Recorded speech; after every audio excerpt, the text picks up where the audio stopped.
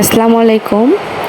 আজকে যেহেতু বিয়ের দাওয়াত ছিল, তাই সকাল সকাল রেডি হয়ে চলে গেলাম। তো আমরা সবাই পরিবার সহ যাচ্ছিলাম।